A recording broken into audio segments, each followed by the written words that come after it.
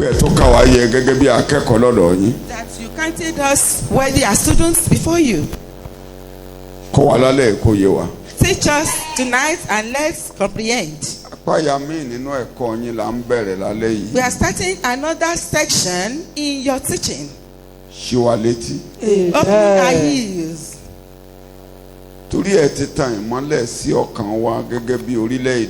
Because you've illuminated our hearts as a nation that does not speak the word. You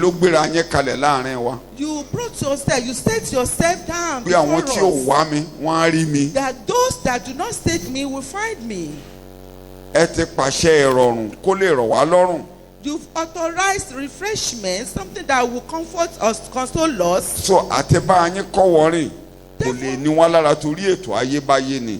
Therefore, to accompany you, to work with you will not be difficult for us because it's an internal plan. As we are reading the scriptures tonight, just send the Holy Spirit to us and let this journey, this pilgrimage be easy for us. Amen. You will let us to comprehend. And glory shall be yours. In Jesus' name, Lord. Ìjọba ọ̀run ní pàtàkì àwọn òwe méje the mysteries, that is the 7 parables of the kingdom.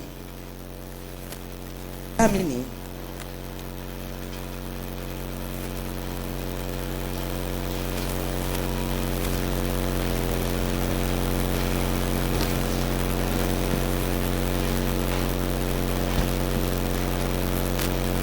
Ká kọ́kọ́ túmọ̀ èdè. Àwọn ìtumọ̀ kékèké ló yẹ kọ́kọ́ máa fi bẹ̀rẹ̀ ẹ̀kọ́ yẹ ká tó lọ sí orí ẹ̀kọ́ gangan.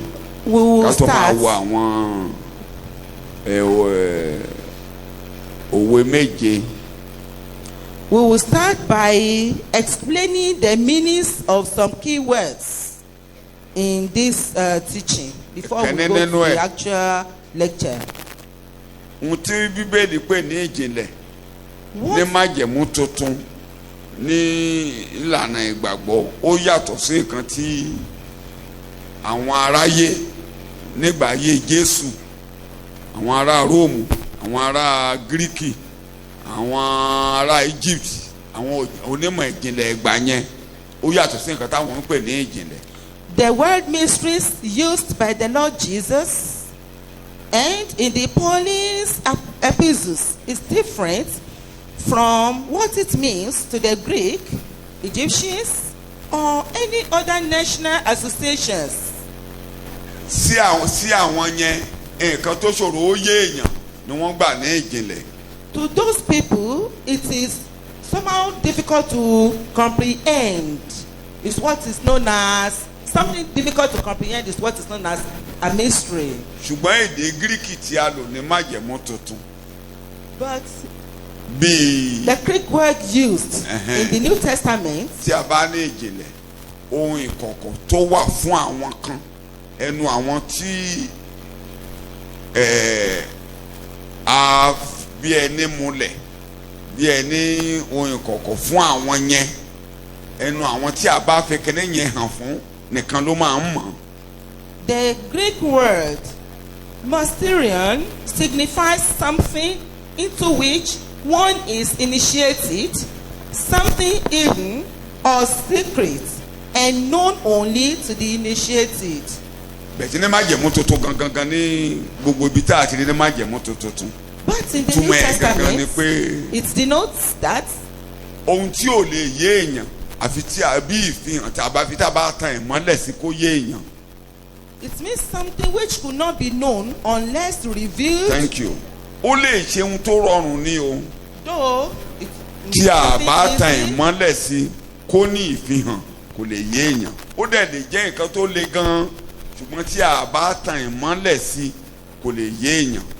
It may be something easy if light is shed on it. Otherwise, if it is not, if it is somehow difficult, it means something that has to be shed light on before people can comprehend. Your mic is not working.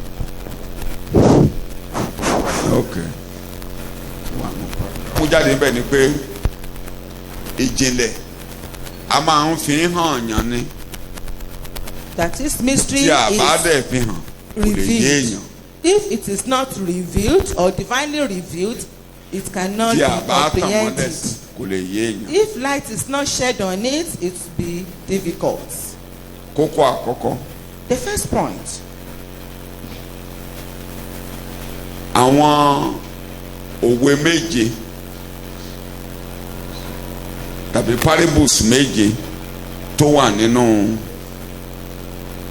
Matthew orí 13 òun là ń pè ní tí Jésù pè fún ara rẹ̀ ẹsẹ̀ 11 Matthew orí 13 ẹsẹ̀ 11 bẹ̀ láti mú àkòrí yẹn gangan kò ṣe pé bóyá ṣe la dédé pè bẹ́ẹ̀.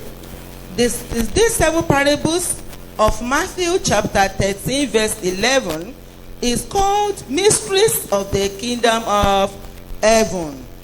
Ẹ sáré bá a ka ẹsẹ̀ 11 nìkan. Let's quickly read. Ó sì dáhùn wí fún wọn pé. Yes. Ẹ̀yin lè a fi fún láti mọ ohun ìjìnlẹ̀ ìjọba ọ̀run. Thank you. Ṣùgbọ́n àwọn ni a kò fi fún. Ẹnu Jésù la ti gbọ́. This is we heard this from Jesus. So gbogbo ẹ̀ lápapọ̀. Altogether. Ni a pè ní ìjìnlẹ̀ ìjọba ọ̀run. They are called the mysteries of the kingdom of heaven. Ìtumọ̀ ẹ̀sìn ni. This is the meaning. Àbájáde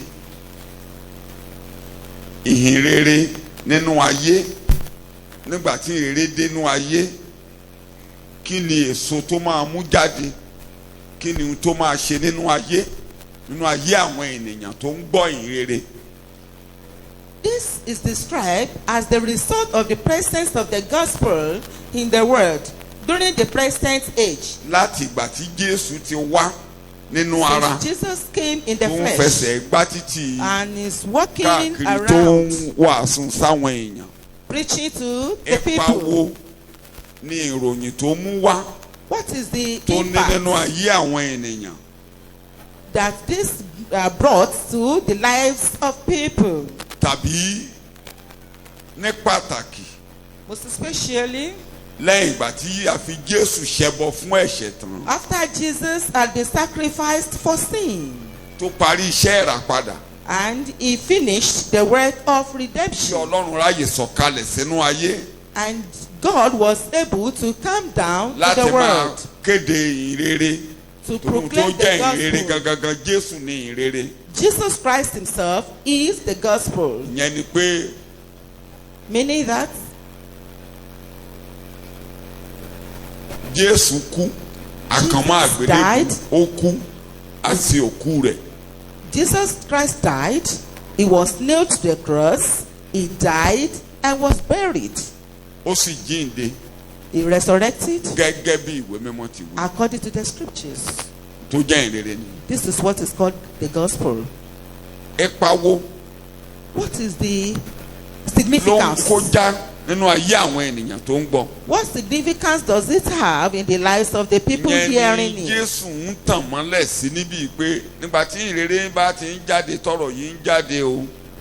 Ipa tó máa kó nínú ayé àwọn ènìyàn òun ni à ń pè ní ìjìnlẹ̀ ìjọba ọ̀run níbí. So the effect, the significance of Jesus' teaching on the lives of the people hearing it is what is called the mysteries of the kingdom.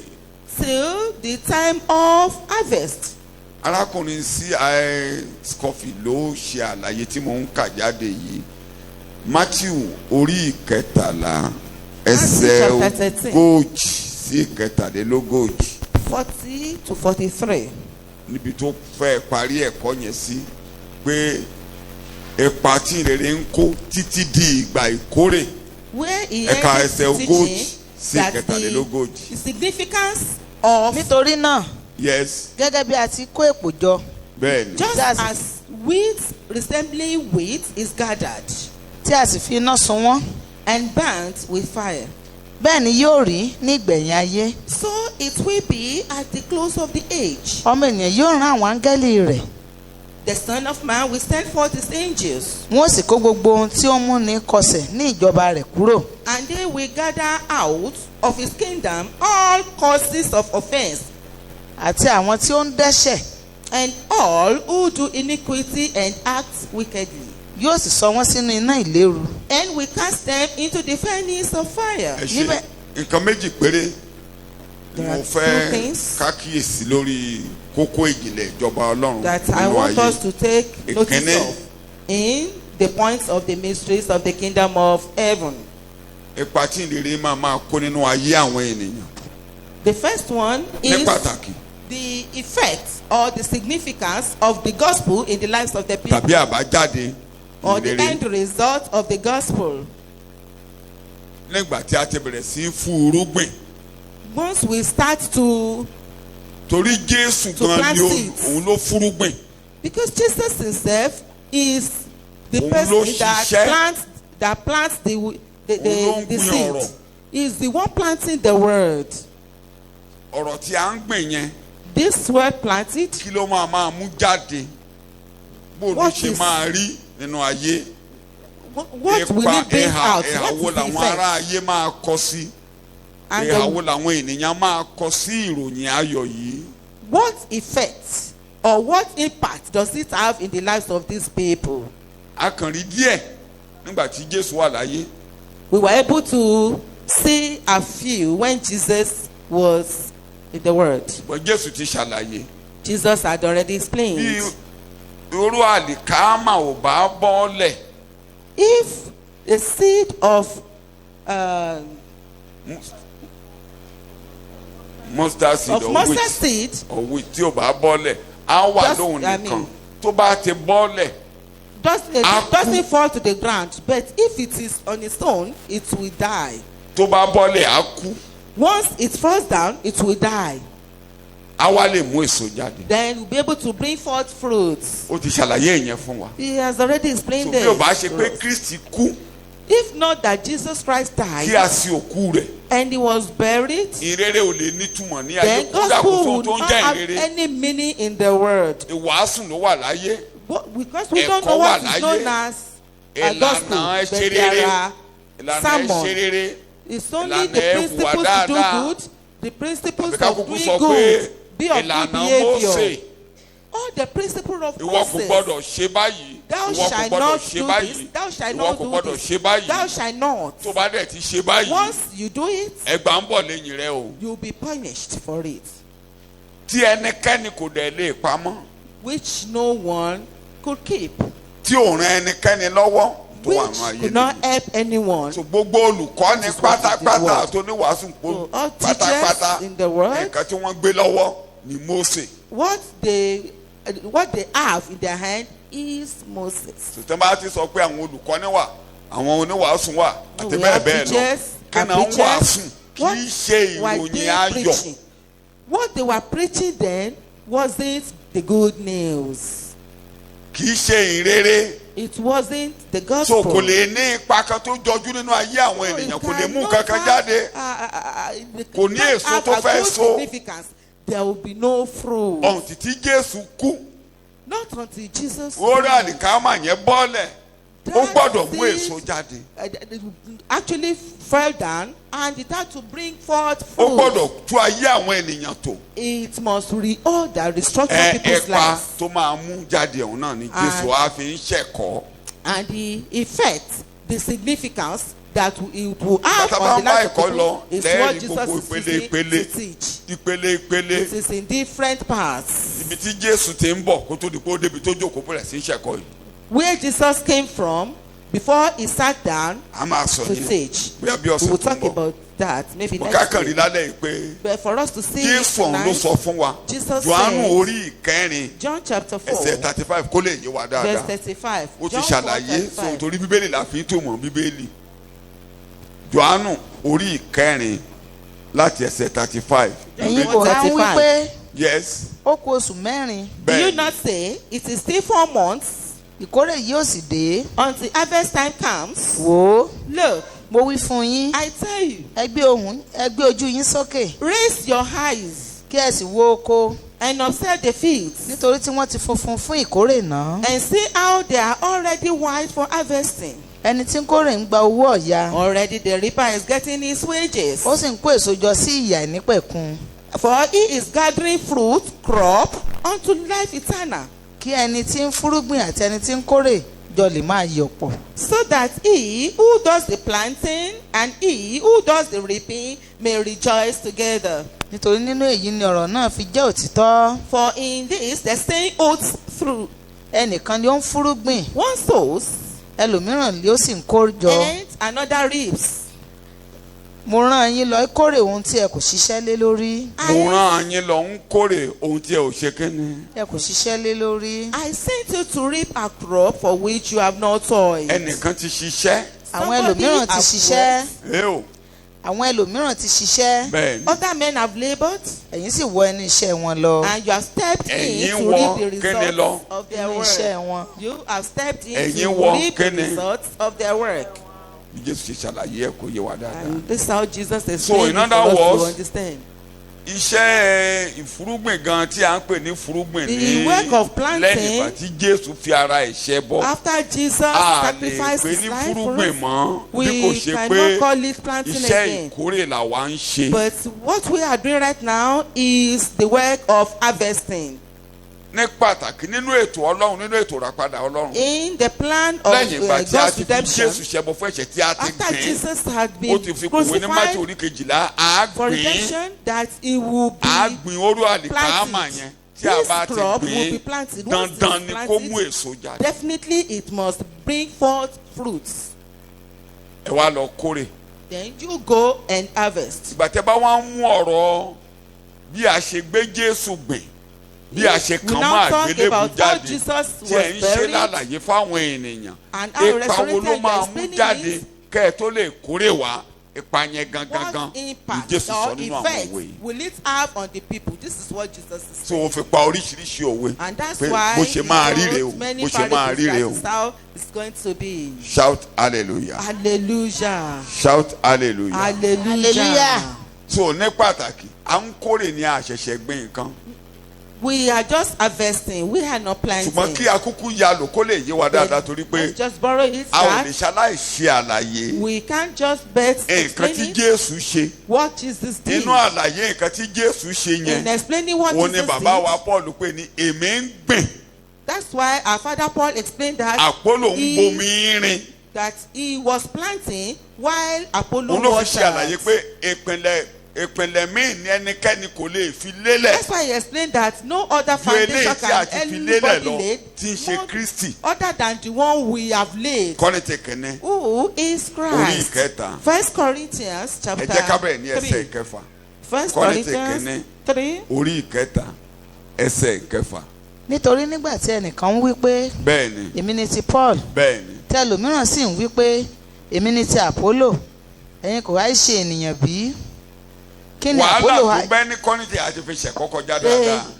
Wàhálà tó bẹ́ ní Kọ́ríńtì that nìyẹn. emanated in Corinthians. Kódà ó ti dé stage kan tí wọn ò rí Jésù gan tó ń gbọ́ kan láàmú. It came to a stage that they didn't even see Jesus ènìyàn náà ń wo lẹ́yìn as ṣe bí ènìyàn. Ẹ jẹ́ ká mú tiwọn yẹn tì. Ibi tí Kristi bá ti kúrò tí a bá ti gbé lórí ìpìlẹ̀. Ènìyàn là á máa rí. Kò dẹ̀ ní mú èso jáde. Ìjà ìlara àtòríṣiríṣi wàhálà ló máa wà níbẹ̀. N tó ń bá òfin rìn nìyẹn. Ẹni ara ni òfin.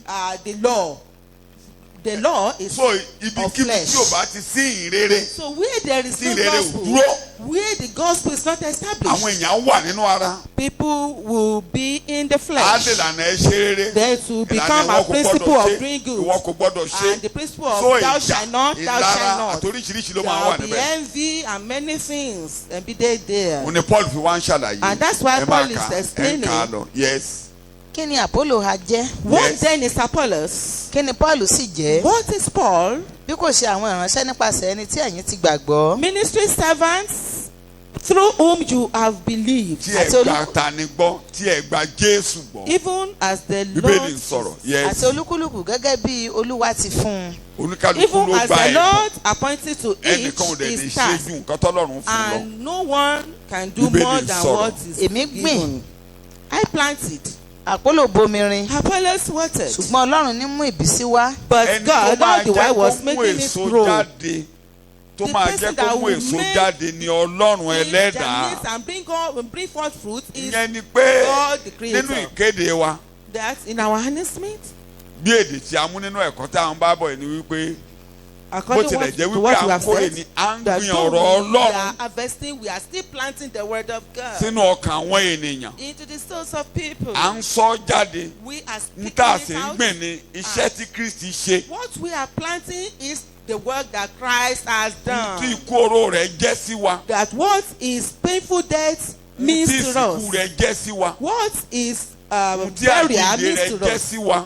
What is resurrection means to Ohun us. tó túmọ̀ sí pé Jésù wà láàyè What lónìí. it means that Jesus is alive today. Ipa wo ló máa sà nínú ìjọ? What is the effect in the church? Ìgbà tí àwọn èèyàn bá ń gbọ́ eléyìí. When people listen to this, Irúgbìn tó ń wọlé yẹn. that fruit entering, Ọ̀gọ̀rọ̀ ń gbọ́. many people are hearing it. Ipa wo ló máa sà nínú ayé? What is the significance Òun ni of it Jésù in fi their pa òwe lives? níbí yìí. This is what Jesus is using Ó to dẹ̀ wá tẹ̀síwájú say the wípé parables. ìkórè ló máa And it kẹ́yìn kíní continues yìí o. that harvest will be the Bó end tilẹ̀ jẹ́ result pé lọ́wọ́lọ́wọ́ of this thing. à ń Though kórè now, sínú ìjọba ọ̀run. we are harvesting into the kingdom of À ń God. kó òyàn sínú ìjọ. We are bringing people into the Onírúurú church. là ń kó jọ We are sínú ìjọ. bringing varieties of people into Ṣùgbọ́n the church. ìkórè ń bọ̀. But harvest time Shout is coming. hallelujah. Hallelujah. Kí ni mo ló ń bọ̀? Harvesting is Kí coming. mo ló ń bọ̀?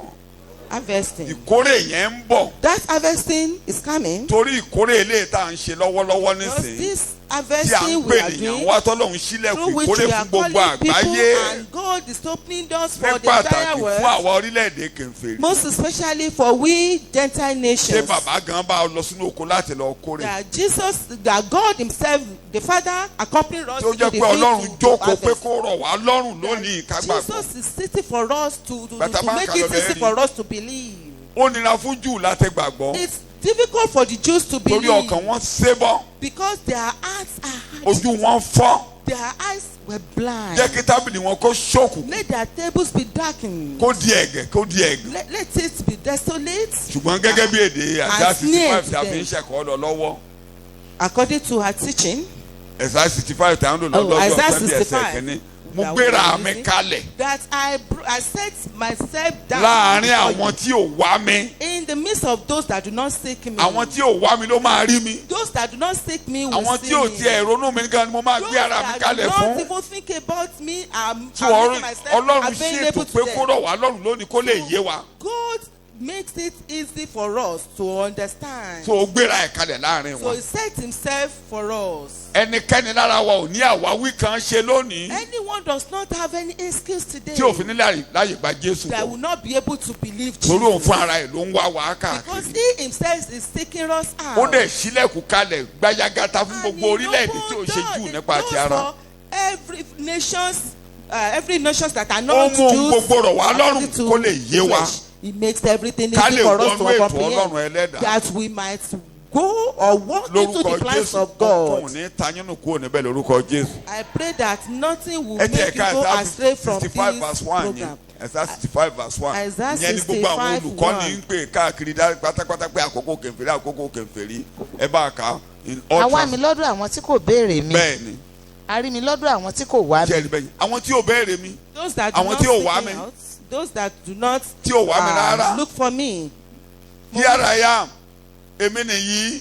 Èmi wí fún Here ọ nìyí. I am. I'm right here. Èmi nìyí láàrin yín. I'm Èmi right nìyí here in your níwájú midst. yín. I'm here before you. So ètò tó ń ṣe lọ́wọ́lọ́wọ́ nìyí. This is the program is doing right now. Kẹ́nikẹ́ni mọ́ nù. So that nobody will go astray. Ẹnikẹ́ni ò ní àwáwí. Nobody has any excuse. Torí ó gbé ara rẹ̀ kalẹ̀. Because He set Himself Kò for tilẹ̀kùn us. kankan mọ́ wa. He does not close any door against Ó us. ṣí ọ̀run kalẹ̀ lé wa He lórí. opens the door Kódà of nígbà tó heaven ti lọ upon jókòó us. sórí ìtẹ́lókè kó lè rọrùn. Immediately He Kó lè went rọrùn there ló sọ fún àwọn to fún sit ẹ má down ṣe nǹkan in kan heaven. títí màá Make fi it dórí easy. ìtẹ́lókè. Don't do anything until Mo fẹ́ I fi go iṣẹ́ náà to rọ̀ yín the lọ́rùn. altar. I want this work to be Bẹ́ẹ̀ easy ló for ṣí you. ọ̀run kalẹ̀. And that's how He opened Bẹ́ẹ̀ ló the rán doors Ẹ̀mí of Mímọ́ the heaven. sọ̀kalẹ̀. And He sent Holy Ẹ Spirit. ní gbàgbé Don't forget. bó ti ṣe àlàyé ẹnu He jọ has àánú already tó lọ. explained it in John, particularly Johannu orí ìkẹrìndínlógún, especially John chapter 16, tí ẹ bá wò láti ẹsẹ̀ ìkeje, starting ẹ jẹ́ ká from wò verse díẹ̀. 1. Let's Pété gbà tí ẹ̀mí mímọ́ ni bá dé, that when this Holy Spirit á ṣe comes, àwọn iṣẹ́ kan. he will do So some. ó gbà ó fi rọ̀ wá lọ́rùn, he will ẹnikẹ́ni accomplish some gbọ́dọ̀ works. sọnù ẹ̀ nínú He lórúkọ has Jésù already Olúwa planned wa. that nobody will be lost, and may you not be lost in Jesus' Ẹsẹ̀ name. ìkejì ẹ bẹ̀rẹ̀ níbẹ̀. ṣùgbọ́n òtítọ́ lèmi ń sọ fún yín. Bẹ́ẹ̀ni, àǹfààní ni yóò jẹ́ fún yín bí èmi bá lọ. bẹ́ẹ̀ni. nítorí bí èmi kò bá lọ olùtùnú kì yóò tọ̀ yín wá. Ẹ̀hẹ́n. ṣùgbọ́n bí mo bá lọ èmi ò rán sí yín. Èmi ò rán sí yín. However, I'm telling you nothing but the truth. When I say it is profitable, good, expedient, advantageous for you that I go away, because if I do not go away, the Comforter, Counselor, Helper, Advocate, Intercessor, Straightener, stand by. Ó dúró tì wá, agbẹjọ́rò ni. Stand by us. Olùtùnú ni. He is our counselor, Òun ló our bá ní í advocate. ṣe pẹ̀lú ní He everything is fún our wa. intercessor. He is Ó ní kò everything. ní dé. That it will not Bíbélì lẹ̀ come. ká. Will not come to you into close fellowship with you. But if I go away, Ó ló máa dé láti wá bá yín ní ìrẹ́pọ̀. Òun ló máa jẹ́ kẹ́ ẹ ní ìrẹ́pọ̀, ló máa mú ìrẹ́pọ̀ pẹ̀lú Ọlọ́run rọrùn. to have close fellowship Bíbélì with lẹ̀ ká. God, Yes. nígbà tí òun bá sì dé I will send him to you. yóò sì fi òye yé aráyé ní ti ẹ̀ṣẹ̀. Máa And when gbọ́ he bẹ́ẹ̀ yẹn. comes, he will convict and convince the world. Ó ti tó. Ẹ̀rí bẹ́ẹ̀ yẹn. Convince and convince. Á là wọ́n lójú. He will open Á their jí wọn eyes níyè pé kẹ́ni and èrè. open their understanding. So ẹnìkan ò lè gbàgbọ́ tẹ́mi mímọ́ bá fi So yé èèyàn. nobody can believe. Òun láti sọ without pé ẹnikẹ́ni ò lè tọ̀ mí wá. Bí kò without bá the ṣe pé comprehension bàbá from fà Holy á, Spirit, nobody a ó can kọ́ come to wọn me láti unless it's ọ̀dọ̀ from. Ọlọ́run wá. And they will be taught Ẹnikẹ́ni of the tí Ọlọ́run Lord. bá kọ́ lẹ́kọ̀ọ́, Anybody òun ló ń tọ́ taught ọmọ wá. by God would definitely be drawn Ó ti sọ yẹn nínú the Jòhánù orí Son. kẹfà. He has So already said that olùkọ́ in John ni chapter 6. olùrànlọ́wọ́ So he's the tó máa teacher, jẹ́ kó the yé helper. ẹ̀ṣẹ̀. Ènìyàn ò mọ̀ pé ẹ̀ṣẹ̀ lòun dá. No, people will not know that they are A ò committing mọ̀. sins. We do not know. Yàtọ̀ sófin Mósè, òfin Apart Mósè, from the ìwọ kò gbọdọ̀ laws ṣe of báyìí. Moses, Èèyàn that gan thou ò shalt ní not. mọ̀. But sometimes you Ọ̀pọ̀lọpọ̀ don't nǹkan là ń know. ṣe tí a We lè do mọ̀ many pé things ẹ̀ṣẹ̀ that ni. we do not know Àfi tẹ́ ẹ̀ that mọ́ we bá are, jẹ́ kó they yé are wa. sins. Unless the Holy Spirit Ẹ rí i pé make us ẹ understand. pàṣọ́nìtì àwọn aláìgbàgbọ́, àwọn ò mọ̀ lẹ́ṣẹ̀. Even some things that the Àwọn believers ò have mọ̀ done, they do lẹ́ṣẹ̀. not know it to be sins. Ṣùgbọ́n ẹ̀mí mọ́ ló máa jẹ́ kó yọ wá pé But it's ẹ̀ṣẹ̀ Holy rí, kì Spirit í ṣe that pé will kó make jẹ́ kó us yọ pé ẹ̀ṣẹ̀ comprehend, ni. Ó understand máa that jẹ́ this kán is gbà. sin. And he will Á make jẹ́ them nígbà to tó bá yí ọ tán, wà wá once gbà you pé lóòótọ́ understand it, then you ẹlẹ́ṣẹ̀ will now ni mí. agree that you are a sinner. Èèyàn lè gbà kó má, èèyàn lè rí kó má gbà. You may see it and may not agree. Kódà bí bàbá rí àtijọ́ bàbá ẹ̀ ti máa ń sọ fún wa ó ní Like our father, ó ló Father rọrùn Eti, níbí that is láti easy máa sọ here fún àwọn èèyàn dúdú to pé even ẹlẹ́ṣẹ̀ say ni yín people láti that you are àtètè máa ń sinners. gbà ń bí pé ẹlẹ́ṣẹ̀ ni wá. That we Ó ní lọ́dọ̀ wọn nílùú quickly òyìnbó accept ó ní wọn that ìgbà we are ìpẹ́lẹ́ṣẹ̀ ni But wọ́n. in Ó ní overseas wọ́n gbà they pé don't wọ́n wà òkè ó believe. ní wọn ìgbà They still ìpẹ́lẹ́ṣẹ̀ believe ni that wọ́n they are rárá. okay, that they are not sinners at all. Ó dàbí ìgbà tí Just like this some other ones, they have money and have everything at their beck and call. They will just tell you to go and meet the poor. Àwọn tí ò rí jẹ. Those that could not find something to Sọ̀rọ̀ eat. àtẹ̀jẹ́ àtẹ̀mú ni ìrere. We're talking about lọ bá wọn the tí issue ò of rí jẹ. eating and drinking here. Just Tẹ́ go bá to ń those lọ that ẹ̀rí wa don't àkáṣọ have fún yín àwọn something tí to ò ráṣọ wọ̀. do. Then we will give you Àwọn clothes tí ò for ráṣọ those wọ̀. that do not have clothes to Sọ̀rọ̀ wear. àti wọ́ṣọ lọ́rọ̀ Are we ìrere. talking about raiment here? Or Ìyẹn ní clothes? irú time táwọn missionaries ń bọ̀ ń bí yẹn So gan. when the Àwọn kan ti missionaries ṣìnà came, only few some of them ló have get to heard. know pé ọ̀rọ̀ It ètò was ìgbàlà only ọkàn ní few of them ìrere. that really understood that the Àwọn issue of kan gospel tẹ̀lé wọn wá is pé the káyé issue wa of ṣàrọ̀rùn, the káyé rọ̀ wá salvation lọ́rùn. of the souls. Kán fún wa lóògùn ká lọ So those sọ́ọ̀sì that ká makes kàwé life ká easy kájọ for us, fún wa for us ká to má be ní orí educated, òmọ́. to That learn is the not the blood gospel. medicines. But that The is not gospel, gospel. the Holy Ghost will convince That and it is convict of sin. Ẹ̀mí mímọ́ ni ó kọ́ wa. A fi òye yé wa. Yé wa nípa A jẹ́ kí ẹ̀ṣẹ̀. wọ́n gan gbà pẹ́lẹ́ṣẹ̀ ni o. Then it will make you understand that you are Ó dijọ́ a tọ́mọ sinner. èèyàn kan bá gbà bó ṣe àwọn kíta bá ti ń sọ When we are ẹlẹ́ṣẹ̀ saying it, that ẹ̀rí pé tẹ̀ bá ń wà fún sinners, ìgboro when a máa we dá are ọdún pé preaching, gbogbo orí a ní I think ẹlẹ́ṣẹ̀. some people will say we are all Abẹ́ṣe bẹ́ẹ̀ ni wọ́n ti ń sinners. sọ. They do say it Kọ́lọ́hún gbá outside there. níní gbogbo orí a ní ẹlẹ́ṣẹ̀ ẹ̀ṣẹ̀ All of pọ̀ us are jù. sinners. Them. Ṣùgbọ́n ẹ̀mí mímọ́ ló máa jẹ́ kí wọ́n gan gbà pé abound. èmi But- gan bí èdè Paul Apostoli Ó ní I'm the chief of what? Will make you understand that you are the real sinner. Ẹ wo Paul àpótélì kó tó di kó gbà pé chief lòun yẹn. Ó ní ní ti òdodo òfin mo jẹ́ aláìlẹ́gàn. Ṣùgbọ́n nígbà tí ẹ̀mí mímọ́ bà lé tó ràn lọ́wọ́, ó ní òtítọ́ ni ọ̀rọ̀ yìí pé Kristi wá sí ayé láti wá kú fún ẹlẹ́ṣẹ̀, eléyìí tí mo jẹ́ olórí ẹlẹ́ṣẹ̀. In which I am the chief. Téèyàn bá sọ pé lórí ẹlẹ́ṣẹ̀ ni nígbà tó ń ṣe yẹn, ṣó lè gbà. He was the real chief at that time. Ògòdàn náà máa fẹ́ pa ẹni yẹn dànù. Such a person will be killed. Wọ́n pa dànù. That person will be killed. Olórí ìwọ ẹlẹ́ṣẹ̀ yìí. You sinners.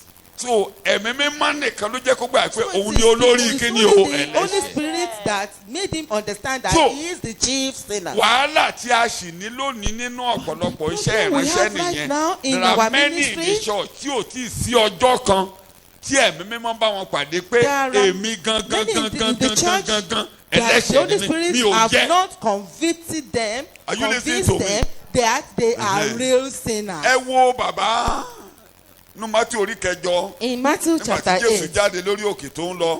Ìlú orí kẹjọ ọkùnrin balógun ọ̀rún yẹn. That centurion. Tán ni tí Jésù ní. That Jesus said. Tán ni wọ́n ní ó kọ́ Luke ló sọ pé ó kọ́ sinagogu fún wa. Ó yẹ lẹ́ni tí a bá ṣe oore fún. Ready to do good for. Wà lóhùn Jésù ní mò ń bọ̀. And Jesus said, I'll ẹ sọ fún. Just tell him. Má ṣe wà bẹ́ẹ̀. But mo kíyèsí ọ. Don't enter into my room. Kí ló mú òun yẹn ronú? What made him think that way? Ó ní àṣẹ kan jáde lẹ́nu ọkùnrin tó yàtọ̀. There was one authority coming out from him. Ó fi wé military authority. He compared it to military authority. Tí ẹ bá rí sójà. If you see a soldier. Níbi tí wọ́n ti ń give command. Where he was commanding. Tẹ́bà jọ̀dọ̀, you want to be a military man. If you are youth, you want to be one of them. Àbí bẹ́ẹ̀ kọ́. They will march at once. Ẹ̀kan ní báyìí. Taking a step at once. A lọ báyìí wọ̀. Bó ṣọwọ́ ni a lọ wọ̀. Bó ṣe bọ̀ ni a lọ. Tọ́ba kọ́ kí bọ̀ ni a lọ wọ̀. Lọ́wọ́ kọ́ báyìí. Gbogbo rẹ̀ àdúró wà. If it is shooting, it will be once. Everything in order. Centurion man ni. This centurion said, the authority which I give the soldiers could not be compared with this man. Because sometimes these soldiers can make mistakes. And they will have to be removed. And maybe they will be taken to the guard room or just put them somewhere. Sometimes maybe that soldier is pressed because human being, he may be pressed. But this man, look at his authority. Go. Come. This one is. Lord, I'm not worthy of someone that will enter his room. I'm unworthy. He saw himself that, oh, I cannot be compared to this man. Anyone who has not seen that. Unbelievers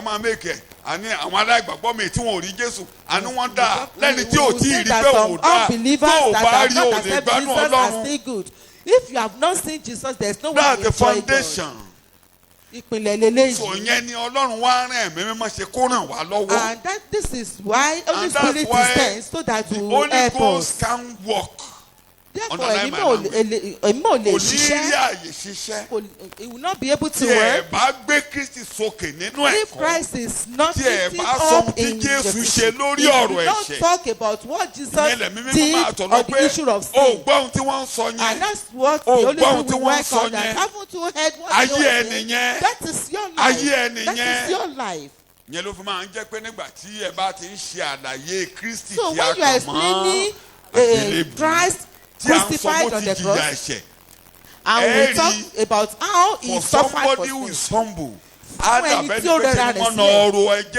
It will be as if you have said something about that person to the preacher. It is the Holy Spirit that is making him to see his life, how his life is. It is the Holy Spirit that will make him to see that this is you being preached. It is the Holy Spirit that will go to that person. Sometimes when you are sitting, it will be as if the preacher should stop preaching, that go to another area of preaching. By the time he cited 5 examples, it will be on you. Let's take one example here. Let's take this illustration. The Holy Spirit wants to help you. The Holy Spirit wants to help you so that you see yourself as a chief sinner, that you are worthy to be helped. So Jesus went to heaven to sit, and he sent his Holy Spirit to us, so that it will be easy for us today. Once this help comes, but not everyone will receive that help. I pray that you will receive help in Jesus' name. It will convince and convince people concerning sin. People don't agree that they have committed error. That's why we believers that have been circumcised at heart, that be careful when we call it, that will not be lost because of the deceit of sin. Once your heart is definitely human being make excuse. If you see any human being, a son of man, he will never agree that he has committed error, that he has done wrong. Just like someone, he was saying on the issue just like when God called Adam, that Adam, where art thou? That I am naked. Is that the question asked him? That was not the question asked him. And Buhari said that Atiku is from Cameroon. He started to explain. So what I'm thinking of is that human being himself, once you ask him, what are you doing right now? He will not answer that question. He will not answer that question. What are you doing now? He will never answer that question. He will just say, my father is not around and my wife is not around. What are you doing now? My wife is not around. Okay. Maybe Madam ni o sílẹ̀. The adult bí ọkùnrin mi ò sọ lọ́jọ́ Sunday bí ọkùnrin tó yẹ pé ẹ̀mí àgbèrè bá lé àgbèrè ti bá ti ẹ̀jẹ̀ pátápátá. Who is involved in fornication? That it is the fault of my wife.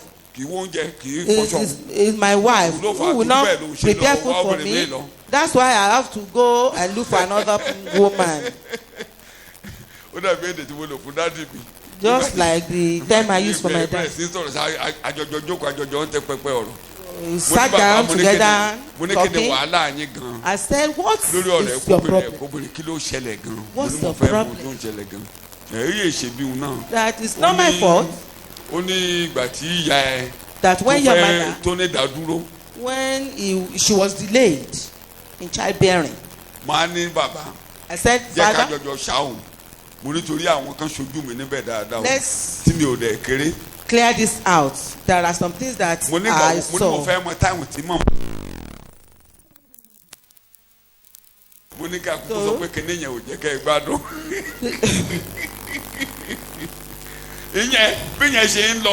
As that one is going in 1960, and another one entered in 1962.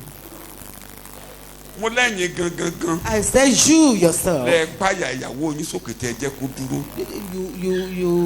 You troubled your wife to the extent that she could not. When you started bringing in wives, you are the one that caused it. But human being would not agree.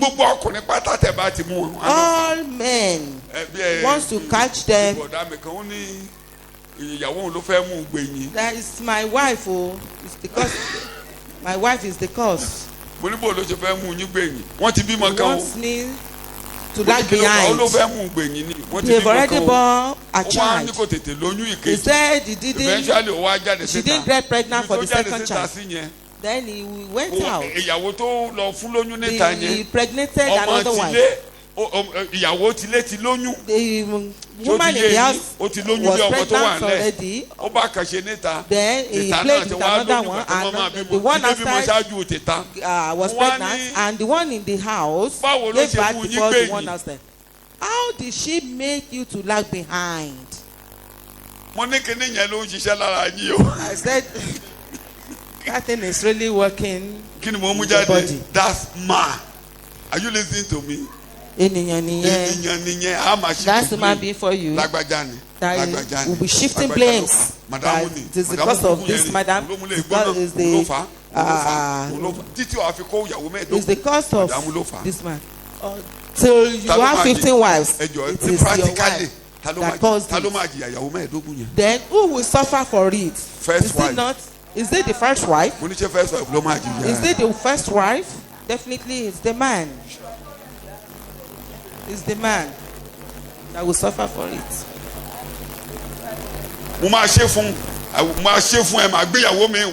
I'll make sure that I'll bring in another wife. Who will suffer for it? Is it not the man? It's the man. If you are as a woman that I'll make sure I punish him.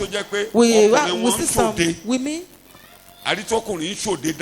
that you know your husband still go outside and make sure I punish him. I'm also beautiful. Who will suffer for it? You will bear your own problem. There are some men that know how to go out and nothing will happen. Like somebody that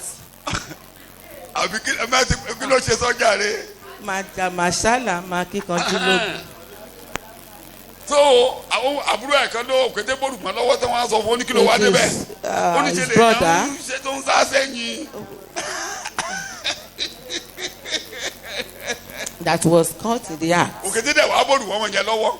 And he was caught in the act. wọ́n á pé ìyàwó ẹ̀ máa di aṣọ ọmọ lọ́rùn báyìí. That the wife was so tough. So that the entire house was somehow different. My own life will not be in disarray. So the Holy Spirit is helping us now. Don't let us shift blames for our hero.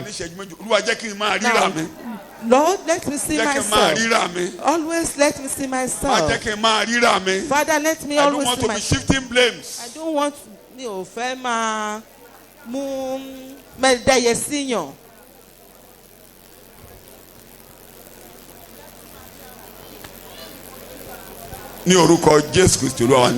In Jesus' name we have prayed.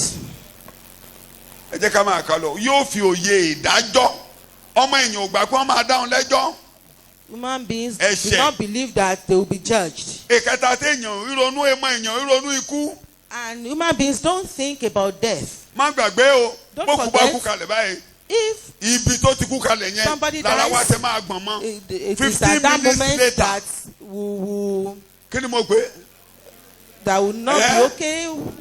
We'll be shivering that somebody died. But after that, we'll forget about it.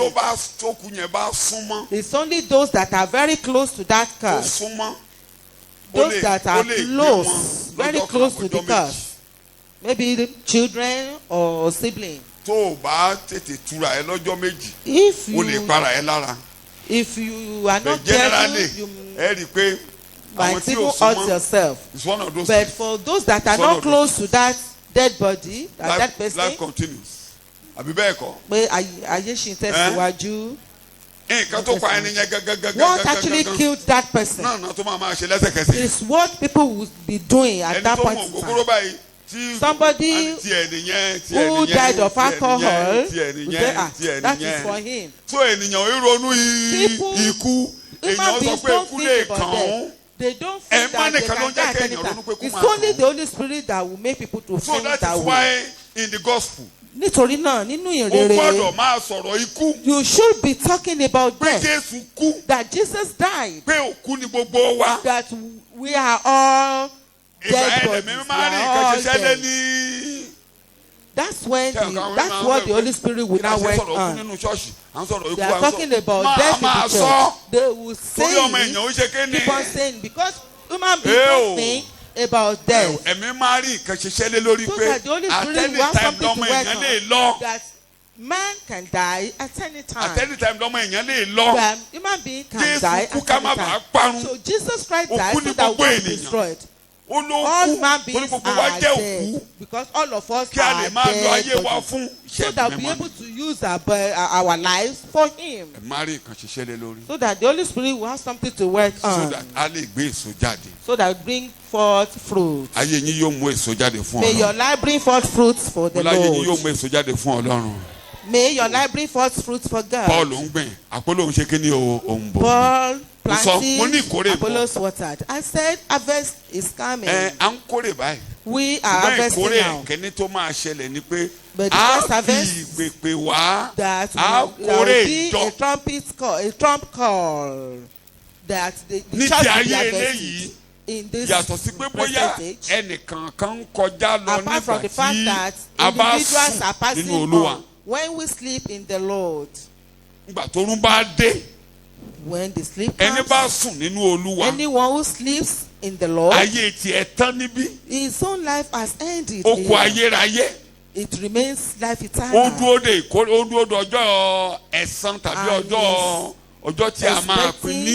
When he will be rewarded. And those of us alive, waiting for the coming of the Lord, we will God with trumpets. Where we will be rewarded. So that is our harvest. We will be welcome. Shout hallelujah. Hallelujah. Shout hallelujah. Hallelujah. I'm going to details tonight. They are the verses we then the harvest of the word is coming. That is the harvest of the word, which the Bible talks about in the book of Revelation. Chapter 14. When the fruit of the world will be ripe and they will be harvested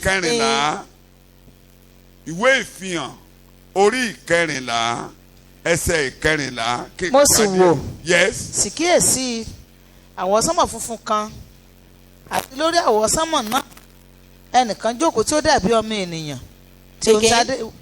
Again, I looked, and behold, I saw a white cloud, and sitting on the cloud, one resembling a son of man, tí adé wúrà lé orí rẹ̀, with a crown of gold on his head, àti dòjé mímú lé ọwọ́ rẹ̀, and a sharp sickle since in his hand.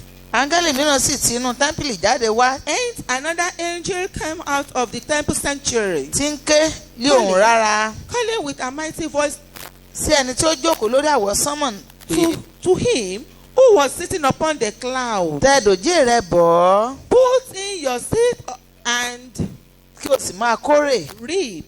Nítorí àkókò àti kórè dé. For the hour has arrived to gather. Nítorí ìkórè ayé ti gbó tán. To gather the harvest, for the earth crop is fully ripened. Tó jókòó lórí àwọsánmọ̀ sì tẹ dòjé rẹ bọ̀ orí ilẹ̀ ayé. Ìkórè eléyìí ni ìkórè tó máa ṣẹlẹ̀ níbi ogun Amagedoni, in the battle of Armageddon, when the sinners and those that wage war against God, they will be put in the sickle, the great sickle of God. Jesus the Savior will press the sickle according to Isaiah chapter 53. 63. Isaiah 63. kí ló dé tí aṣọ rẹ pupa àbó ló fi rí aṣọ rẹ pọ́n ó lé èmi nìkan ló tu ìfún tí yẹn mo tẹ̀ ẹ́ ẹ̀jẹ̀ wọ́n sì ta sí mi ní aṣọ ìkórè nìyẹn their blood sprinkled to my tó clothes. dẹ̀ máa ṣọ lórí ilẹ̀ fọ nígbà tí ilẹ̀ bá mú ẹ̀jẹ̀ tán ẹ̀jẹ̀ máa ṣàn for 200 miles gẹ́gẹ́ bí àkọọ́lẹ̀ Revelation 14. That blood will flow for some a ò miles. sọ yẹn lẹ́kùnrin lóòtú kó kàn yé wa pé We are not talking ìkórè ń bọ̀ in detail about that.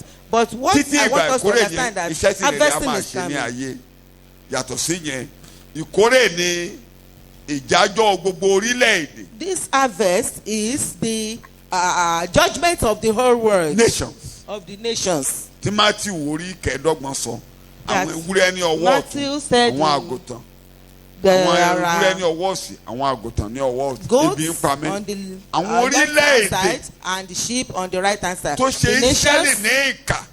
Who did evil to Israel? àwọn orílẹ̀-èdè the tó ṣe rere fún Ísírẹ́lì. that did good to the Israelites. Ọlọ́run á pè wọ́n lérè.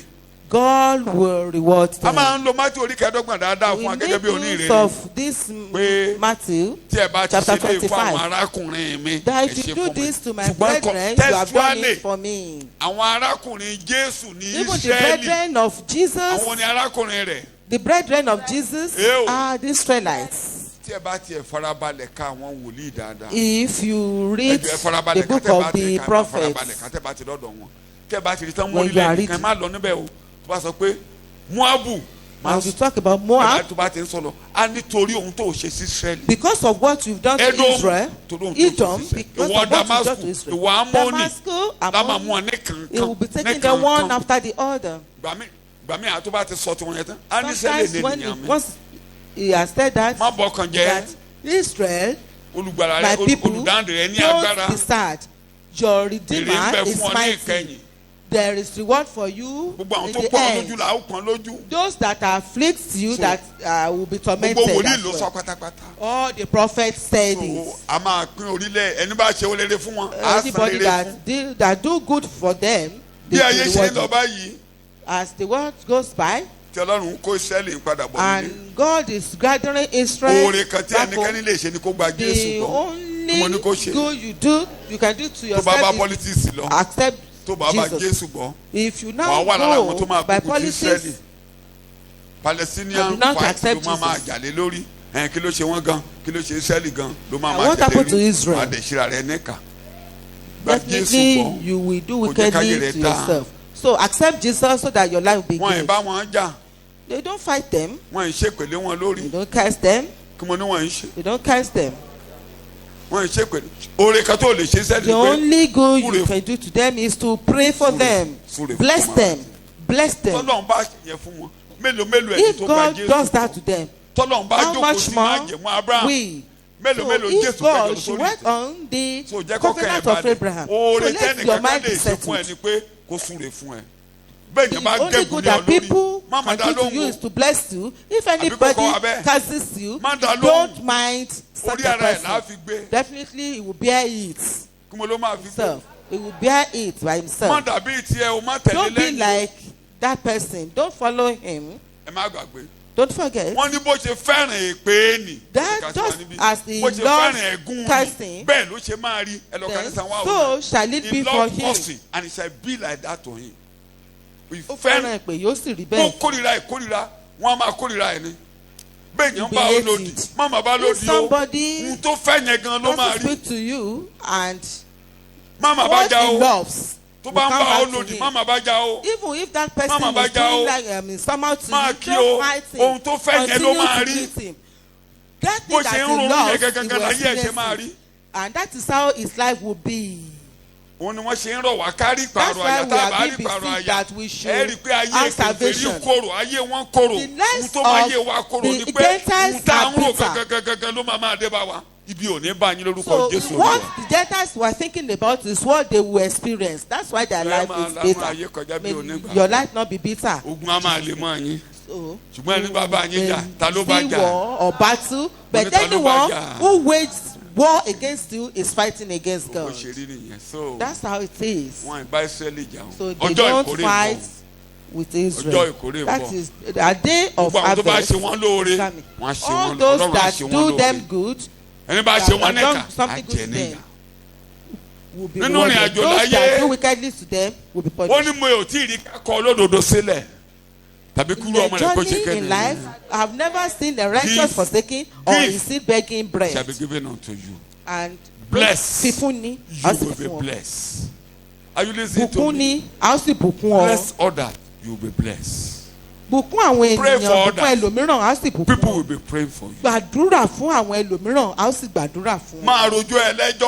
Continue to blaspheme or slander people. That curse. The blasphemers to those that curse. They will experience that. So like us, but don't worry, because our life is the end of God. No evil that anyone will do to you that will thwart the plan of God concerning your life. Any evil anybody does to you in life can never thwart the plan of God concerning your life. Just see the prophet or anybody that evil was done to, then if you do wickedly to somebody, then it means that God is ready to promote that person. Just go and slander me, then it means that I'm going to be promoted. Just continue to slander me, then it means that my life wants to be good.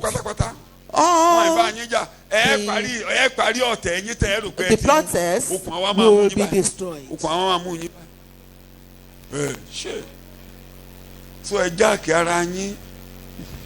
Just put your mind at rest. If somebody goes to the charmer because of you, that person has he had covenant with the devil. Only one covenant that God knows.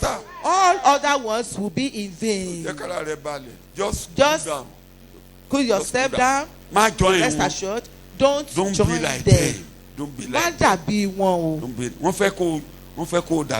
They want you to be like them. I've said this once. Father taught us that they want you to fight. Only they want you to leave the gospel and start fighting. That they want me to start speak. Husband.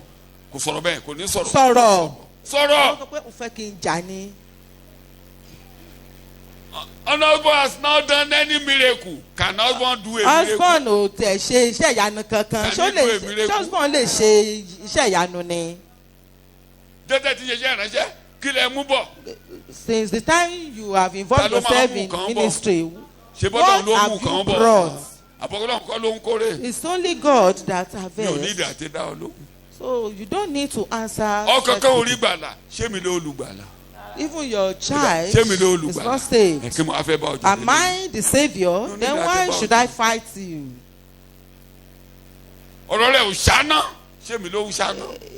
His message is not good enough. It's not with fire. Am I the one to do that? That is what is meaningless. It doesn't have meaning. It has no meaning. It's meaningless. So don't fight. Majao. May Holy Spirit help us. Even if you are called a witch, does that mean you will grow wings?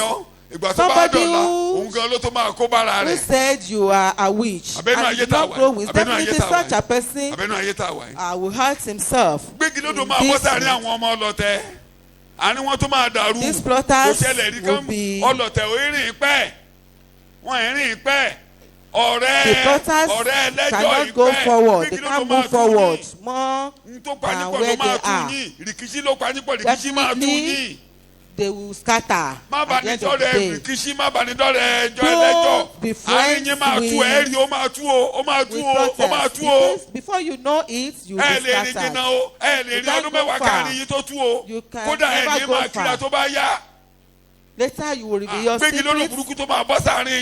Then you'll be something will come down among you and you will be scattered. That's they were talking. Just go and pray. Lord, scatter them so that they will be saved. Don't be afraid. If they are talking about you, even whatever they are talking about,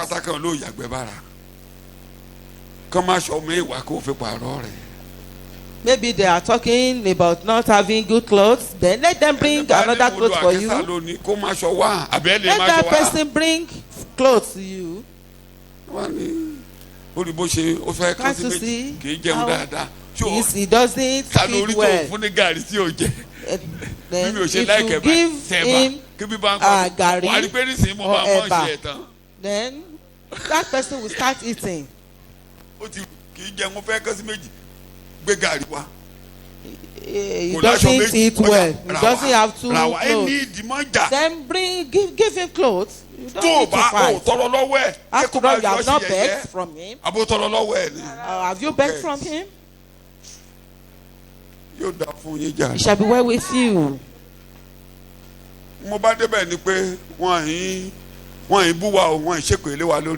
People don't curse us. Apá kejì ẹ̀kọ́ yìí Matthew orí kẹtàlá Matthew chapter 13 ẹsẹ̀ kìíní sí ìkejì. That same day went Jesus out of the house. Ní ọjọ́ kan náà. Yes. Ní Jésù sì lé jáde. That same day Jesus went out of the house. Ó sì jókòó létí òkun. And was sitting beside the sea. Ọ̀pọ̀lọpọ̀ ènìyàn péjọ sọ́dọ̀ rẹ̀. But such great crowds gathered about him. Tó bẹ́ẹ̀ tí ó fi bọ́ sínú ọkọ̀. That he got into a boat. Ó jókòó. And remained sitting there. Gbogbo ènìyàn sì dúró létí òkun. While all the throng stood on the shore. Ó sì fi òwe bá wọn sọ̀rọ̀ ohun pípọ̀. And he told them many things in parables. Ó wí pé. Ó ti tó ìyẹn dọjọ́ mẹ́jọ. Ẹsẹ̀ kìíní ẹsẹ̀ kejì péré. Kí ló kàn mọ́ níbẹ̀? Ní ọjọ́ yẹn gangan. That same day. Ó máa dá a padà sí Matthew orí kejìlá. Will take us back to Matthew chapter 12. I want to bring out some points. The happenings of that day. The events that ended that Matthew chapter 12. This is what brought Jesus to Matthew 12. Matthew 12. Tí Jésù bá pàdé. Orí kejìlá ẹsẹ̀ kìíní sí ìkẹjọ. Ale maka gbogbo ẹ rí níbẹ̀ yẹn ní ó ń lọ níbi ẹ̀bá ọkà lóko. He was walking lọ́jọ́ sátidé along the field of grain on the Sabbath day. Bẹ́ẹ̀ lórí àwọn ọmọlẹ́yìn wọ́n bẹ̀rẹ̀ sí í já ọkà jẹ. Wọ́n rú òfin o. They were picking. Òfin Mósè gbà wọ́n láàyè. They were picking the grain. Though the law of Moses announced them that should leave your field for those that are hungry. Eléyìí tó máa jẹ́ ń bẹ̀ wá jẹ́. So you will eat the ones you want. Even till today, if you go to somebody's field farm, if you are hungry and you pluck maize or corn, you have not stolen anything. But it isn't like that today. It isn't like that today. Because there are many lazy people. So for you to just go to somebody's farm, eat and go. But in the olden days, if you are hungry and you kill jam and you prepare it and eat, you have not stolen anything. That was in the olden days. So àwọn Jew, the Jews, they pick grain. Not that they were fighting Jesus because of that, but he did it on the Sabbath day. And Jesus appointed them to some things. Let's read from verse 3. He said to them, ẹ̀yin kò ti ka ohun tí Dáfídì ṣe. Have you not even read what David did? Nígbà tí ebi ń pa. When he was angry. Àti àwọn tí ń bẹ lọ́dọ̀ rẹ̀. And those who accompanied him. Bí ó ti wọ ilé Ọlọ́run lọ. How he went into the house of God. Tí ó sì jẹ àkàrà ìfihàn. And ate the loaves of the showbread. Èyí tí kò tọ́ fún un láti jẹ. Which was not lawful for him to eat. Àti fún àwọn tí ń bẹ lọ́dọ̀ rẹ̀. Nor for the men who accompanied him. Bí kò ṣe fún kìkì àwọn àlùfáà. But for the priests only. Ẹ̀kọ́ àkọ́kọ́ tó fẹ́ kọ́kọ́ nìyẹn. That was the first lesson. Ni David. David was an anointed man of God. Gbogbo àwọn olùkọ́ni Júù ló ń ṣẹ̀kọ́ yẹn tí wọ́n mọ̀ pé kò jẹ̀bi pé ó jàkàrà sí i. And everybody knew that he wasn't. Torí ó hàn gbangba pé ìdílé Júdà ni a bí David kì í ṣe ọmọ Léfì. It was known that he was from the house of Judah. Kò ní ẹ̀tọ́ sí àkàrà ìfihàn. He didn't have. Tí mo ní kò ṣe. He shouldn't have eaten the showbread. He was supposed to die. Ṣùgbọ́n kò kú. But he didn't die. David Jésù alágàbàgebè ni. Jesus told them that they are hypocrites. Ẹni tó ju David, gbogbo David ló wà níbí. But the person who is more than David, the root of David is the one talking to you. Ó wá fi àpẹẹrẹ kejì tí. Then he illustrated it. Tàbí ẹ̀yin kò ti kà á nínú òfin. Or have you never read in the law? Bí ó ti ṣe pé lọ́jọ́ ìsinmi. That on the Sabbath. Àwọn àlùfáà tí ó wà ní tẹ́ḿpìlì ń ba ọjọ́ ìsinmi jẹ́. The priests in the temple violate the sanctity of the Sabbath. Tí wọ́n sì wà ní àìjẹ̀bi. Ìbàjẹ́ ọjọ́ ìsinmi tó ń sọ yẹn ni pé that Sabbath òfin Mósè òun ló kọ́. It was the law of Moses. Wọ́n gbọ́dọ̀ Moses. máa rú àwọn ẹbọ kan lọ́jọ́ ìsinmi. Àwọn àlùfáà dẹ̀ wá ṣiṣẹ́ lọ́jọ́ ìsinmi kò jẹ́ kí ṣiṣẹ́. But wọn ò dẹ̀ jẹ̀bi. the priests didn't do this and they weren't condemned. They did their. Chapter 28 of Numbers, verses 9 and 10. Ẹ̀ẹ́dì bọ́n ṣe gbé òfin kalẹ̀ pé lọ́jọ́ ìsinmi ẹran báyìí náà gbọ́dọ̀ pa. Àwọn àlùfáà kò yẹ ká pa ẹran lọ́jọ́ ìsinmi rárá. Law that about the ẹsẹ̀ kẹwàá. Àti lọ́jọ́ ìsinmi they should kill for sacrifice on the Sabbath. Àti ilé ọjọ́ ìsinmi. Lọ́jọ́ ìsinmi. Akọ ọ̀dọ́ àgùntàn méjì. On the Sabbath day, make an offering of 2 lambs. Ọlọ́dún kan aláìlábùkù. A year-old without defects. Àti ìdámẹ́wàá méjì òṣùwọ̀n ìyẹ̀fun. Together with its drink offering and a grain offering. Fún ẹbọ ohun jíjẹ. Of 2/10 of an ephah. Èyí lè ẹbọ sísun ọjọ́ ìsinmi. This is the burnt offering for every Sabbath. Ọjọ́ ìsinmi pẹ̀lú ẹbọ sísun ìgbà gbogbo. In addition to the regular burnt offering, wọn ò jẹ̀bi. They were not condemned. They were not supposed to do anything on the Sabbath. But they were doing it. They were doing burnt offering. But the one ẹni tí ó tóbi ju tẹ́ḿpìlì lọ ó wà níhìn. Kí ni tẹ́ḿpìlì wà fún? Ilé ẹbọ àbí bẹ́ẹ̀ kọ́? Tí ẹ bá ń rúbọ, talẹ̀ ń rúbọ sí. Sacrifice. Tí ẹ bá dẹ̀ wọ tẹ́ḿpìlì, wọ́n ń rúbọ yẹn kẹ́bọ̀ wọn lè jẹ́ ìtẹ́wọ́gbà àbí bẹ́ẹ̀ kọ́? Gbogbo ọ̀nà ẹni tó ju tẹ́ḿpìlì ń bọ̀ níbi. Èmi gan ẹbọ rè. So I am èmi gan tẹ̀ ń rúbọ sí rè. Èmi gan tẹ̀ ń gbàdúrà sí rè. Ẹni tó ju tẹ́ḿpìlì ń bẹ ní. Ṣùgbọ́n mo wí fún yín pé èmi ló wà níbi tó máa jẹ́ kádùá yín gbà. Èmi gan tó máa jẹ́ tí ẹ bá ti dẹ́bọ̀ ló dúró láàrin yín. Ẹ so mọ́ mi, ó máa dá fún yín. Ẹ so mọ́ mi, àmú ẹ̀ṣẹ̀ yín lọ. Ẹ so mọ́ mi, àgbẹ̀rù orí yín lọ. Cleave to me and your burdens to be taken away. Greater than the temple is here. Ṣùgbọ́n mo wí fún yín pé ẹni tó ju tẹ́ḿpìlì lọ ń bẹ níhìn yìí. Ẹni tó ju kíni? Tó ju tẹ́ḿpìlì lọ. Tẹ́ḿpìlì ló ní kálukú sá lọ. Ibẹ̀ ni ìṣòro wọn ti ń yanjú. Above than temple is here. Ẹ di mọ́ mi, wàhálà yẹn á yanjú. The greater than temple is here. Ń sá lọ bẹ̀. If you want to pray, they want to pray, they go to temple. Jerusalem, ẹni tí ó ju temple bí ìgbà tó sọ pé a greater than Solomon is greater than temple is there. Just like he said that ẹni tó ju Solomon lọ ńbẹ níbí. Èmi ni ìdáhùn sọ̀rọ̀ yín. I am the answer to your case. I am the answer to your matter. Just face me, focus on me that well with you. I will put away your body. I will set down your body. Ẹ má tòtò kutu ẹ di mọ́mí mi wọ́n wà ń bí. kò sẹ́bọ̀ mí lẹ́yìn mi. There is no other sacrifice other than me. ẹ kúrò nídìí yẹ̀yẹ́. ẹ so mọ́ ẹbọ mi. àwọn ẹ̀ṣẹ̀ yín kúrò. ẹ so mọ́ mi. agbèrò orí yín kalẹ̀. ẹ ké pè mí. màá dáhùn sọ̀rọ̀ yín. Call upon me and I will answer. ṣé o lè dá sọ̀rọ̀ rẹ lálẹ́ yìí? Can he answer? ẹni tó ju tẹ́ḿpìlì ṣe kéde. Greater than temple is there. When Jonah was in the belly of fish and he faced part of the temple, what is greater than temple is here. Is here. Is here. So you can tell my body, you are the answer to my case. You are greater. Father, you do better, Lord. Èmi náà wá bọ̀ wá ẹ̀sọ́ ẹrù orí mi kalẹ̀. Ìwọ ni dáhùn sọ̀rọ̀ ayé mi. I'm here, you are the answer to my problems.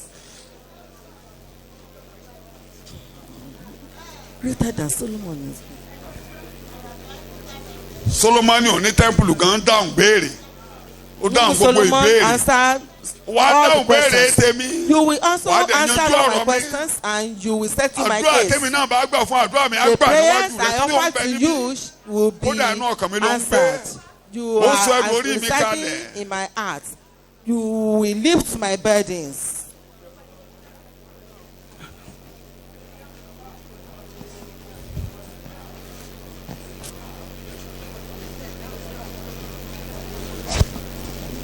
Ní orúkọ Jésù Kristi, Olúwa wa ni a gbàdúrà. In Jesus' name we've prayed. Shout hallelujah. Hallelujah. Tí ẹ bá wo ọjọ́ tán dedicate temple yẹn. The day that temple was dedicated. Olúwa ti gbà mí lọ́wọ́ àṣedànù sọ bẹ́ẹ̀. Olúwa ti gbà mí lọ́wọ́ àṣedànù. You have rescued me from laboring in vain. Ẹbọ Jésù tó fún mi. The sacrifice of Jesus is not for me. The sacrifice of Jesus is not for me. The sacrifice of Jesus is not for me. The blood of Jesus is not for me. I will not involve myself in any sacrifice. There is no other sacrifice. Your sacrifice is not for me, Lord. The blood of Jesus is enough for all my case.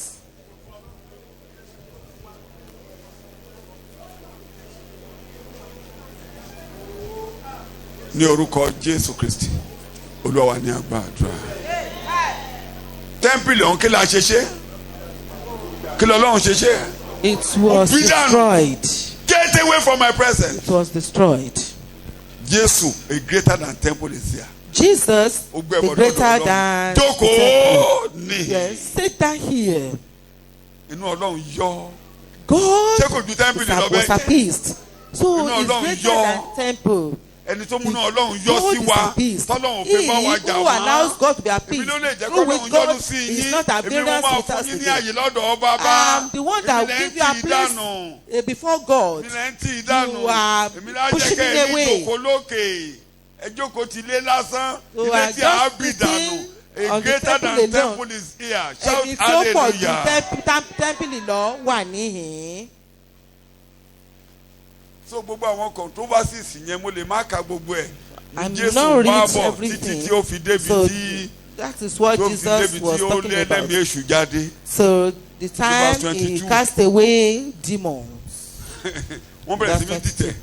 They started plotting. Làwọn Pharisee bẹ̀rẹ̀ sí mi ṣe pàdé. The Pharisees were plotting. Ìgbà tó yá ni wọ́n ní bẹ́sẹ̀ bọ́ọ̀bù ló fi lẹ́mí èṣù jáde. They said he was casting away the demons through the spirit of Beelzebub. That you children of vipers, it is in your heart that will be speaking out. You couldn't speak any other than what is in your heart. The unbelievers cannot say anything other than what is in their mind. That's why you have to. Your heart has to be changed. That let the word of God dwell in you richly. That you may be able to sing. Ephesians 5:19, Colossians 3:16, any of them or both. That's what you are abiding. That's when you will change from being kind of vipers. Ẹ jẹ́ kí ọ̀rọ̀ Kristi máa gbé inú yín lọ́pọ̀lọpọ̀. The word of Christ abide in you in all wisdom. Máàkà máa kà mú gbọ́. kí ẹ sì máa kọ́ kí ẹ sì máa gbára yín níyànjú nínú Psalm. yourselves in Psalm. Once you are reading the Bible to worship, you'll be able to teach yourself. Then you will be able to exhort people. What type of exhortation are you giving the children of God? What type of exhortation? Is it from the Bible? Is this something that will stir up his heart? Is this something that will make it to love Jesus? Is this something that will make it to love his ministry? Don't answer and don't mind it. That's how they do it. Have you helped him? Is it that person? So everybody preach now. It is everybody, Tom, Dick and Harry that preach now. They are generations of vipers. They will just talk amiss. Speak anyhow. So what is holy, they will call it unholy. Generation of vipers. They were saying it in their hearts. Don't fight them. What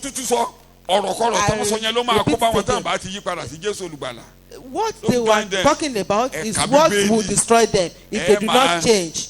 Just read the Bible. Then definitely your sound will change.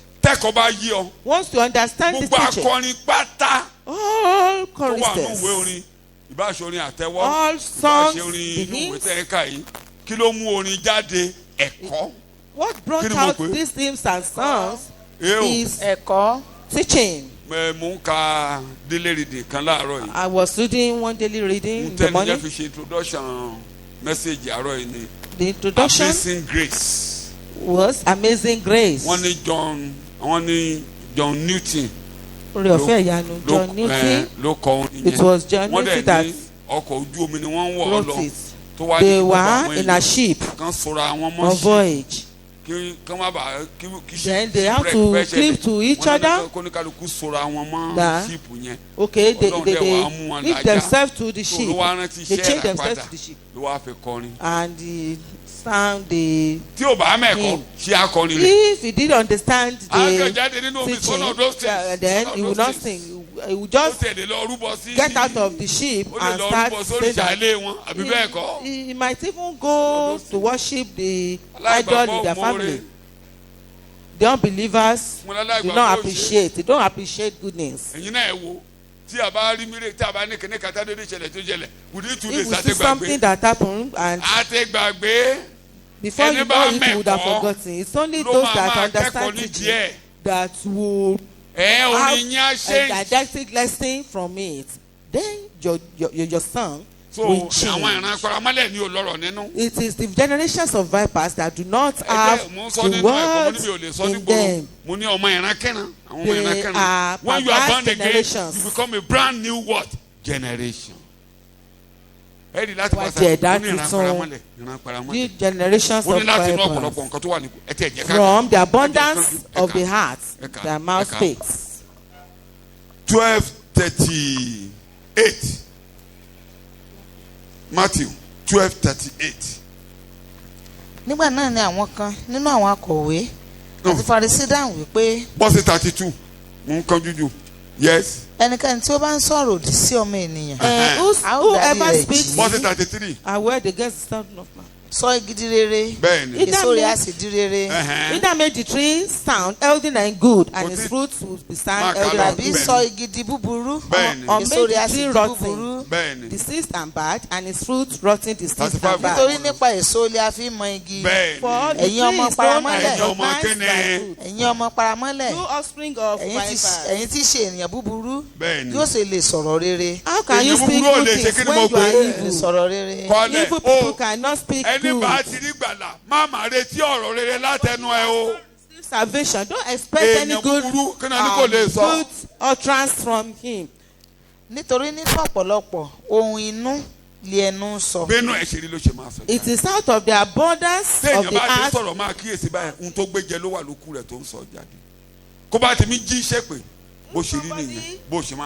Is cursing. It is from the abundance of what is in his heart that he speaks. Generation of vipers. ìran paramọ́lẹ̀. The offspring generations of vipers. So bó ṣe handle àwọn ẹlẹ́jọ́ burúkú nìyí. And that was how he handled those that slander. That's the way he handled them. Handle talkativeness. Those gossipers. Handle them that way. Gossipers, àwọn tó máa ń rojọ́, àwọn tó ń rojọ́ ẹ̀yìn. They can be church members without Christ. They can be wọ́n lè jẹ́ ọmọ ìjọ tí wọ́n ní Kristi. Tán ti jura wọn sílẹ̀ fún Jésù Olùgbàlà. That have not surrendered themselves to Christ. Irú orí yín kan ò lè bọ́lẹ̀ wọn ò lè dá tú. None of your ear, a strand of your hair will fall. That's the way Jesus handled them. Kó tó wá bọ́ sí wọ́n ní bẹ́sẹ̀ bọ́ọ̀bù ni ìgbà tó tún yá ni wọ́n wá béèrè ìbéèrè lọ́wọ́ rẹ̀ pé he was doing all those miracles by the spirit of Beelzebub before he go to another one. Ìgbà tó parí iṣẹ́ ìránṣẹ́ ńlá ọjọ́ yẹn torí àkókò mẹ́ẹ̀ẹ́dẹ́gbẹ́ parí ẹ̀ iṣẹ́ ńlá ọjọ́ yẹn kò tí ì parí. Getting to his ministry, the real ministry. Ìyá rẹ̀ rẹ̀ oní ẹni bá ti ń gbọ́dọ̀ mi. This is your mother. That anyone who hears or listens to my word is my mother. Immediately he left the place. Ó fi àwọn yẹn lẹ̀. They left them. Àwọn èrò fẹ́ gbọ́rọ̀ Ọlọ́run wọ́n tẹ̀lé. The multitude wanted to listen to the word of God and they were following him. They followed him. They followed him. Bẹ́ẹ̀ ló lọ sí Sea of Galilee. Then he went to the Sea of Galilee. Bẹ́ẹ̀ ló wọnú ship. He went into the ship. Ojú omi ló bọ́ sí. Àwọn èèyàn náà dúró sórí. And people were on the land. Ó gbé ship súnmọ́ ìbàlẹ̀ ló dúró sórí ilẹ̀ bẹ́ẹ̀ ló fi ṣe àga wàásù bẹ́ẹ̀ ló jókòó. Then he sat down there. Bẹ́ẹ̀ ló jókòó. He sat down. Tó kò kán. He was not concerned. He was just looking for where he would find multitude who would listen to him. Very busy day was a busy day. Occupy till I come. And you see Jesus here? He worked from morning till night. Yorùbá says, he who is idle will be a devil's workshop. Occupy. How many chapters the Bible ló kà lónìí? How many chapters the Bible ló kà lónìí? Ó dẹ̀ ti tójọ́ gan. And you've talked, you've involved in gossip. O lè lo ju 30 minutes. Involved in gossiping. Tí ìwé ò bá yá ẹ kà kó lo 45 minutes. If you can't read faster, maybe you spend about 45 minutes and you'll be able to read 6 chapters. 6 chapters. Tí o bá fast kó lo 45 minutes láti ka 6 chapters. If you are not a fast reader. 3 chapters la ní kẹ́ka ẹ parí Bíbélì lọ́dún. Before you know it, you will finish the entire Bible in a year. Time yourself. You can do it. Time yourself. O lè ṣe. Ọmọ mi kan ràn wá lọ́wọ́. Mati. Ó ràn gbogbo wa lọ́wọ́ lórí WhatsApp. Ó gbé sí WhatsApp youth. Ó tún gbé sí WhatsApp sí Pastor Weye embraces you all. Ọ̀nà méjì ló ń gbé sí lójoojúmọ́. Ojoojúmọ́ ó ti gbé tòní síbẹ̀. Ṣáta tẹ̀ máa kà títí ẹ fẹ́ kàtà lọ́dún. One of my children has put it on WhatsApp in order to help us on daily basis from January. Kì í ṣe pé mo ní kẹ́ ṣe ohun tẹ́ ẹ lè ṣe. I do it twice a year. Telling you to do something you can't do. Mo máa ka mo ti máa ka tán. Make sure I finish Bible reading for the year. Mo ti ka New Testament. Mo ka New Testament. Ìwé Revelation kan ló kò ka New Testament. I've read the New Testament. No, Revelation nìkan. This Revelation. Mo dẹ̀ ti ka Old Testament. I've read the Old Testament. I read it to Lamentations. So before you know it, in about a month's time, kò tó bẹ́ẹ̀. In a month's time, I would have finished the entire. Then I will start all over again. No, don't say that. Maybe it's because the pastor is no more working. If I do not discipline myself, I'll not be able to do anything. You have to discipline yourself. Even I will not be able to teach where I'm doing now if I do not discipline myself. Somebody said he will come and see me at 8 o'clock. I said I'm sorry. Sitting by the table. I said by 8 o'clock I will be by the table. And by that sitting. time, At that time I will be by my computer to type the Bible study outline. So mi ò lọ́mọ ìyá mi ò lálejò mi ò ní dá ẹ lóhùn. So I don't accommodate visitors that time. Once I want to read the Bible, mo máa èdè tí mo máa ń lò mọ́ ẹjẹ́ mo ṣe máa ń sọ. Màá ní mo fẹ́ lọ sórí òkè màá ní mo fẹ́ lọ ka Bíbélì bí àṣà ìyá I do tell my people at home, my family members, that I want to go and read the Bible. Mo ní oríṣiríṣi èdè ìgbà mi máa ń kọrin màá ní gẹ́gẹ́ bí èdè Màmá Ògbómọ̀ṣọ́. According to the terms of Mama Ògbómọ̀ṣọ́. Àwọn èdè orí rẹ̀ tó máa ń gbé màá ní gẹ́gẹ́ bí èdè Màmá Ògbómọ̀ṣọ́. Just according to. So gbogbo èdè tẹ́lẹ̀ kankan yín lò pátápátá all the times that you are using. Akẹ́kọ̀ọ́ lèmi náà. I'm learning. I'm still a student. Kì í ṣe mi nìkan ló ń kọ́ yín ẹ̀yin náà I'm not the only one teaching you. You are also Are teaching you me. listening to me? That's the church. Get yourself busy. Get yourself busy. Má jókòó lásán bí orúkọ. Ọwọ́ rẹ̀ kún fúnṣẹ́. Orúkọ ẹ̀gbọ́n ìmọ̀ bàbá ìyàwó mi. Má jókòó lásán. That don't just sit aloof. Make sure you find something doing. Keep yourself busy. You can develop your ministry. Physically, keep yourself busy. Wákàtí méjìlá ọjọ́ yẹn pé out of 12 hours, read the Bible. If you want to go to shop, it's not every time that you sell things. Then, when you do not sell anything, a particular day, just read the Bible. Don't let everything be on feeding. To eat and drink. Till I come. Then look for the way you are to help someone. It shall be well with you. I end the teaching. Acts 20:20. This will bring me to Acts 20:20.